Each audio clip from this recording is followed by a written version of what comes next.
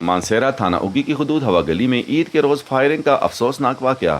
مرکزی ملزم گرفتار۔ تھانہ اگی کی حدود ہوا گلی میں عید کی نماز کے بعد نلکے سے پانی لگانے کے تنازع پر دو گروپوں کے درمیان فائرنگ کا افسوسناک واقعہ پیش آیا، جس کے نتیجے میں 3 افراد زخمی جبکہ ایک شخص جاں بحق ہو گیا۔ واقعے کی اطلاع ملتی ہی مانسہرہ پولیس نے فوری طور پر مقدمہ درج کر کے کارروائی کا آغاز کر دیا، جبکہ ضلعی پولیس سربراہ مانسہرہ محمد اظہر خان کے احکامات کی روشنی میں ڈی ایس پی اگی ملک خان افسر کی نگرانی میں ایس ایچ او تھانہ اگی ملک آصف اور دیگر پولیس ٹیم نے فوری کارروائی کرتے ہوئے واقعے میں ملوث مرکزی ملزم عمیر خان ولد وزیر خان سکنہ ہوا گلی کو گرفتار کر لیا۔ واقعے کی مزید تفتیش جاری ہے، جبکہ دیگر پہلوؤں پر بھی تحقیقات عمل میں لائی جا رہی ہیں تاکہ تمام ذمہ داران عناصر کو قانون کے کٹہرے میں لایا جا سکے۔ اس موقع پر عوام نے پولیس پارٹی کو زبردست خراج تحسین پیش کیا۔ ان کا کہنا تھا کہ ہم لوگ عید منا رہے ہیں اور قربانیاں کر رہے ہیں، جبکہ ہمارے فرض ناز پولیس افیسر اور ان کی پوری ٹیم ہوا گلی کے جنگلوں میں ملزم تلاش کرتی رہی اور بالآخر کامیابی سے ملزم کو گرفتار کر لیا۔